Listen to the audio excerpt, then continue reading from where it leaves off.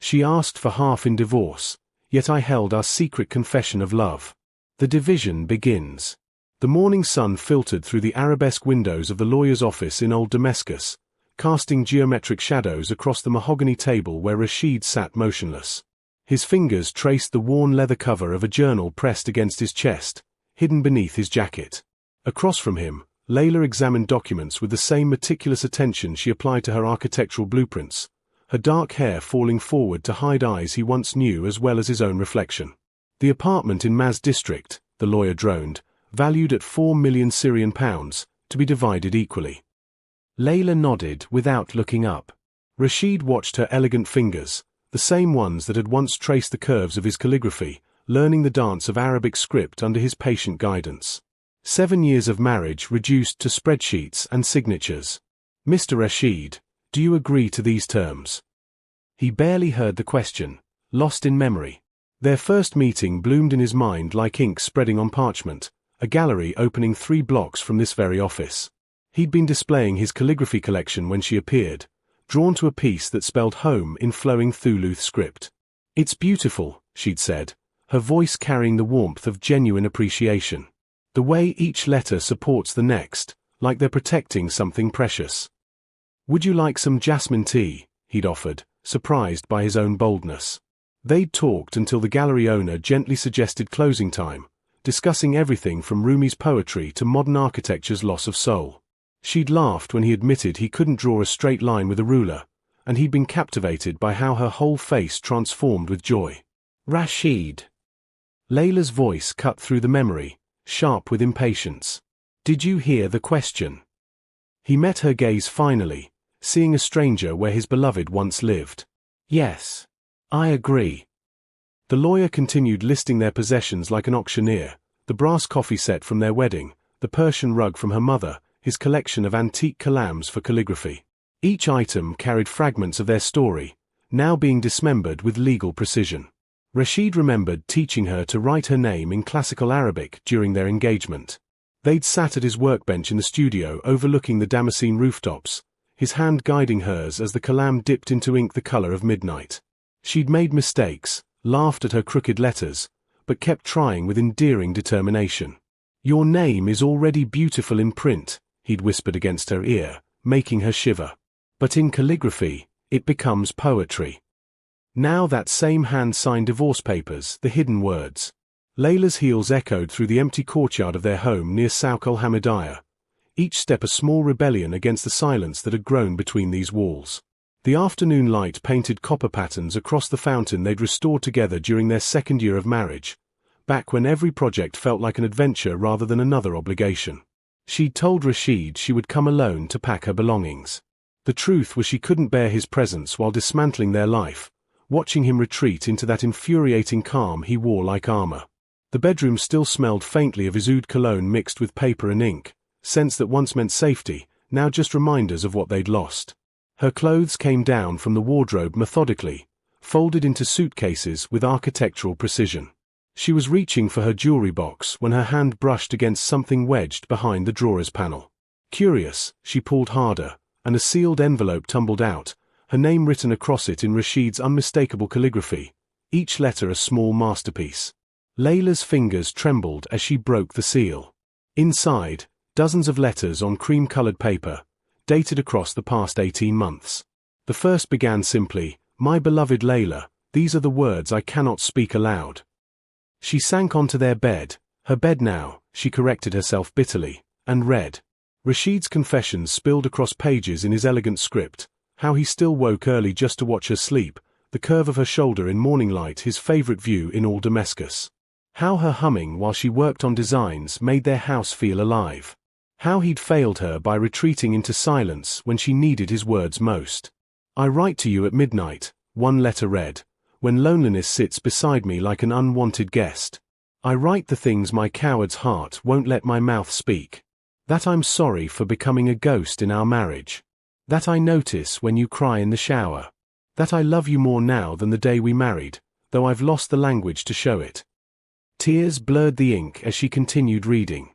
He described ordinary moments she'd thought he'd ignored, how she twisted her hair when concentrating, her habit of sketching on napkins during breakfast, the way she still reached for him in sleep even as they'd grown distant during waking hours.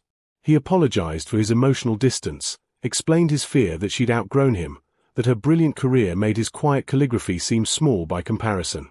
The final letter, dated just 2 weeks ago, made her sob openly. "Tomorrow we sign papers that end what my silence killed. I am the architect of my own loss. I hope whoever loves you next has the courage I lacked, to speak these words while breath remains, to fight for you when pride whispers to retreat. You deserved poetry spoken aloud, not hidden in drawers. Forgive me, my heart. Forgive me." Layla clutched the letters to her chest, her carefully constructed walls crumbling. She'd been equally guilty, she realized with crushing clarity. She'd worked late not because of deadlines but to avoid the painful quiet of their home. She'd convinced herself he no longer cared, never considering that perhaps he suffered the same doubts, the same fears that paralyzed her voice. The afternoon light shifted, and she noticed something else in the drawer, a small frame she'd never seen, turned face down. She lifted it carefully and found a photograph from their first year, taken at that same gallery where they'd met. In it, she was laughing at something he'd said, and he was looking at her with such unguarded adoration it stole her breath. On the back, written in his hand, "The moment I knew." Confronting the silence. Rain hammered against the windows of Rashid's temporary apartment in the modern district, a small space that smelled of fresh paint and loneliness. He sat at a bare wooden table, trying to focus on a calligraphy commission, but his kalam kept forming her name instead of the requested Quranic verse. 3 days had passed since the lawyer's office, and the finality of it sat in his chest like a stone. The knock startled him. Through the door's peephole, he saw Layla, drenched from rain, clutching something against her chest. His heart stumbled. "Layla," he opened the door, immediately reaching for a towel. "You're soaked, let me." "Why didn't you give these to me?" She thrust the letters forward, her eyes red-rimmed and fierce. "Why did you hide them like cowards hide treasure, hoping someone will accidentally discover your heart?" Rashid froze, recognizing his words, his confessions, now weapons in her trembling hands. I didn't think you'd want to read them." "Didn't think," her voice cracked. "For 18 months you poured your soul onto paper but couldn't speak 10 words to my face? Do you understand how alone I felt? How I convinced myself you'd stopped loving me?" "Stopped?" The word emerged as a wounded sound. "Layla, I never." "Then why?" She stepped inside, water dripping onto his floor, making puddles like tears. "Why the silence? Why did you let me believe we had nothing left?" Rashid set down the towel, his own composure fracturing. "Because you became this brilliant architect, traveling to Dubai and Cairo for projects, meeting sophisticated people. And I'm still here, writing letters in an ancient art form that most people consider obsolete. What could I offer you that would compare?" "You think I wanted comparison?" Layla's laugh was bitter. "I wanted you, Rashid. The man who explained Rumi to me until sunrise, who made me feel beautiful without makeup, who saw poetry in ordinary moments. But he disappeared, replaced by a polite stranger who lived in our house like a guest. I was afraid," he admitted quietly, the confession costing him. "Afraid that if you looked too closely, you'd see how inadequate I was. So I retreated before you could leave first."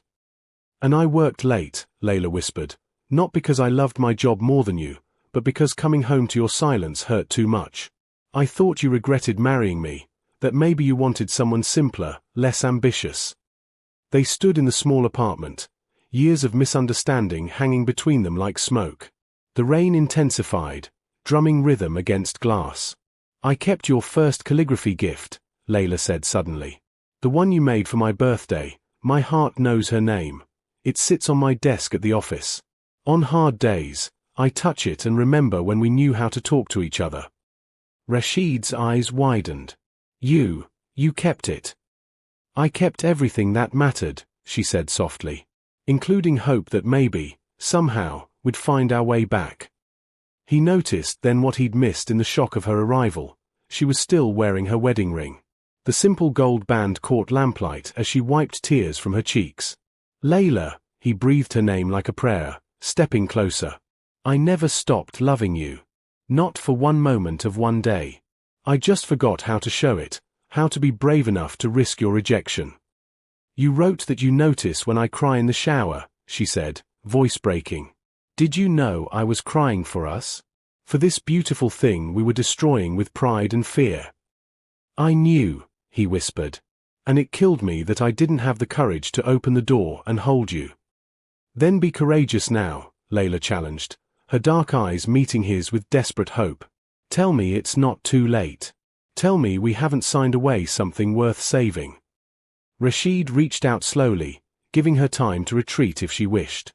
When she didn't move, his palm cupped her rain-damp cheek with infinite tenderness.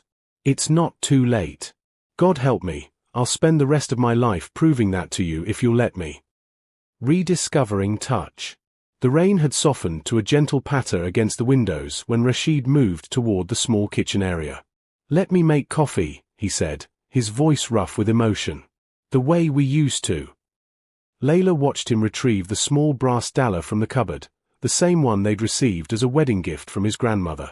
Her throat tightened as he began the familiar ritual, grinding cardamom pods with practiced movements, measuring the finely ground Arabic coffee with the same precision he applied to calligraphy.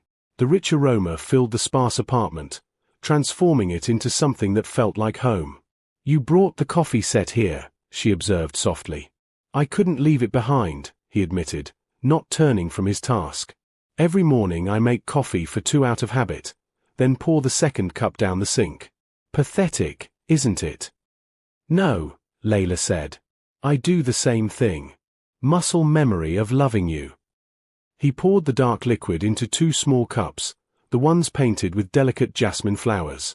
They settled onto his worn couch, closer than strangers would sit, but with careful space between them. The coffee was perfect, just bitter enough, the cardamom singing on her tongue. I have a problem with the cultural center design, Layla mentioned after a moment, falling into old patterns. The prayer room orientation. The Qibla wall needs to be structurally significant, but the building's footprint doesn't allow for traditional placement. Rashid's eyes lit with the spark she remembered. What if you didn't fight the footprint? Use calligraphy as the structural element itself, versus forming steel supports visible through glass. The words become the wall. Like letters supporting each other, Layla murmured, remembering her words from their first meeting. She set down her cup and reached for the paper he kept on the coffee table, sketching quickly. If we angle it here. Their heads bent together over the design, his hand moving to add details, their fingers brushing over the pencil. The touch sent electricity up her arm, familiar yet new, like remembering a song you'd forgotten you loved. Neither pulled away. Layla, Rashid's voice dropped low. May I? She turned to find his face inches from hers, his dark eyes searching for permission. Instead of answering with words, she closed the distance, pressing her lips to his with a softness that acknowledged all their broken places. The kiss began tentatively, almost shy, 2 people learning each other again after a long separation. Then something shifted. Rashid's hand slid into her hair, still damp from rain, and Layla's fingers clutched his shirt as years of loneliness and longing crashed over them like a wave. I've missed you, she gasped against his mouth. God, Rashid, I've missed you so much. He responded by pulling her onto his lap, their bodies remembering what their words had forgotten. His lips traveled down her throat as she arched against him, and when he lifted his head to look at her, his eyes were dark with desire and something deeper, hope, perhaps, or the beginning of healing. Are you sure? He whispered, even as his hands mapped the curve of her waist. I don't want to complicate. We're already complicated, Layla interrupted, tugging at his shirt. But this is the simplest truth we have. They moved to his bedroom, shedding clothes and pretenses with equal urgency. Rashid laid her down with reverence, his calligrapher's hands tracing the landscape of her body as though writing poetry on her skin. He kissed the small scar on her shoulder from childhood, the birthmark on her ribs, treating each imperfection like treasure. Beautiful, he murmured against her collarbone. You've always been so beautiful. Layla pulled him closer, wrapping her legs around him, needing to feel his weight, his warmth, the solid reality of him. When they joined together, it was with a slowness that spoke of savoring rather than rushing, relearning rhythms they'd danced before, but with new understanding of how precious this connection was. She watched his face as they moved together, seeing vulnerability and passion warring in his expression. Her hands framed his jaw, thumb brushing his lips. "I love you," she whispered. "I never stopped, even when I wanted to." Rashid's composure shattered.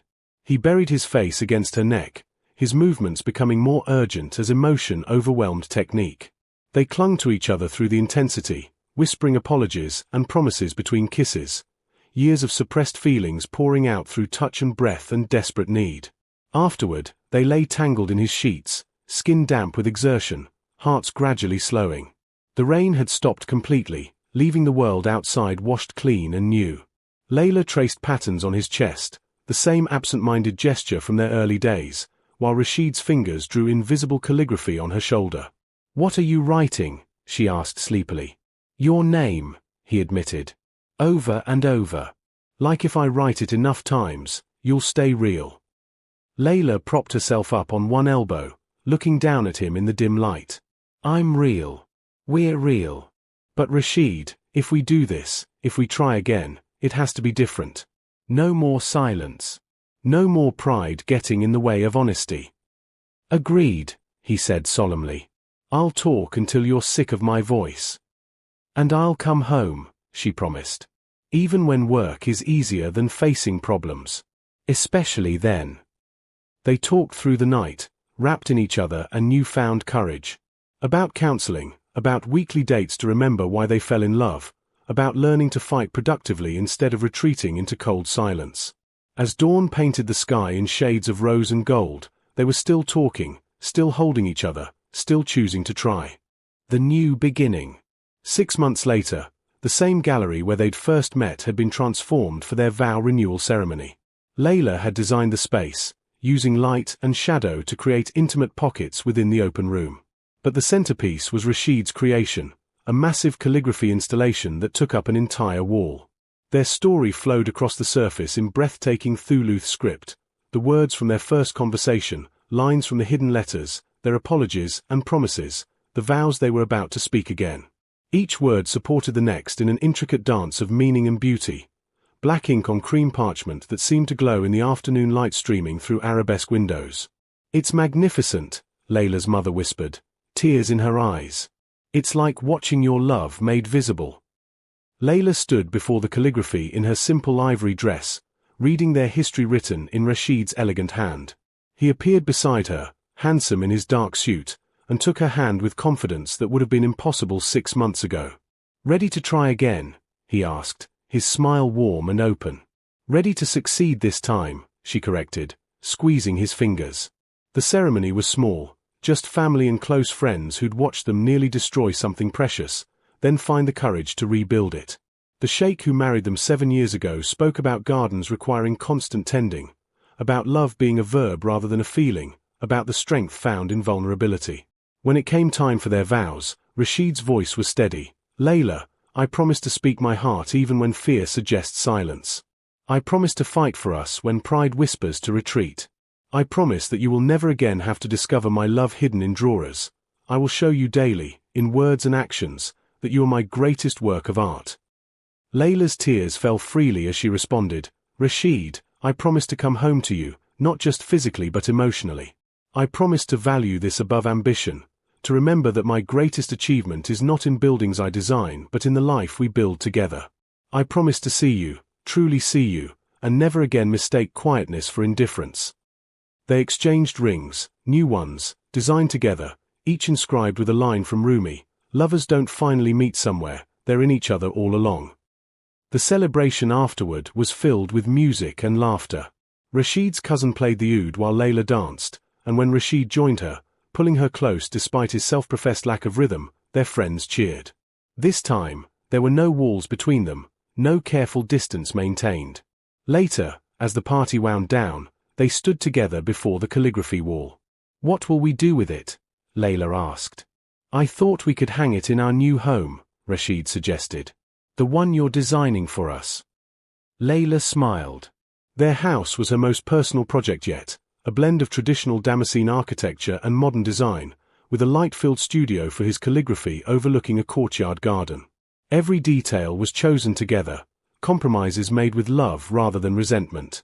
I included something you haven't seen yet, she admitted. A small room off your studio. For the letters. The letters. The ones you'll write me when words fail in person, Layla explained. Because we're human, and sometimes we'll struggle. But now I know to look for them. And you know to make sure I find them. Rashid pulled her close, pressing his forehead to hers. How did I get so lucky twice? Not luck, she corrected. Choice.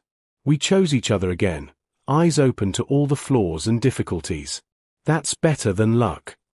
As the sun set over Damascus, painting the sky in colors that reminded Layla of Rashid's inks, they walked hand in hand through the old souk toward their future. The weekly counseling sessions had been hard, forcing them to examine painful patterns and learn new ways of communicating.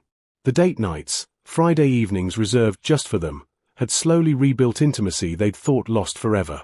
There would still be difficult days ahead. Layla's career would still demand time and energy. Rashid would still struggle with expressing emotions verbally. But now they had tools, strategies, and most importantly, the understanding that their marriage required active participation, not passive hope. That night, in the home they decided to keep after all, Rashid made Arabic coffee while Layla reviewed blueprints at their kitchen table. The familiar ritual felt different now, charged with intention and gratitude. He set her cup beside her papers and kissed the top of her head. Thank you, he said simply. For what? For finding the letters. For being brave enough to confront me. For giving us another chance. Layla set down her pencil and turned to face him fully. Thank you for writing them. For loving me even when I made it difficult. For being willing to change. They sat together in comfortable silence, but this time, it was the peaceful quiet of two people content in each other's presence, not the heavy silence of words left unspoken. Outside, Damascus settled into evening, ancient and ever-renewing, much like the love they'd almost lost but chosen to save. Lessons learned. Love unexpressed withers like flowers without sunlight. Speak your heart before silence becomes a wall too thick to break through. Pride and fear are thieves that steal precious moments. Vulnerability is the bridge that reconnects wounded souls seeking each other. A relationship dies not from one grand betrayal but from 1,000 small retreats into comfortable loneliness instead of courageous intimacy. True romance is choosing each other again after seeing all the flaws, fighting through the hard seasons together with open hands and honest hearts.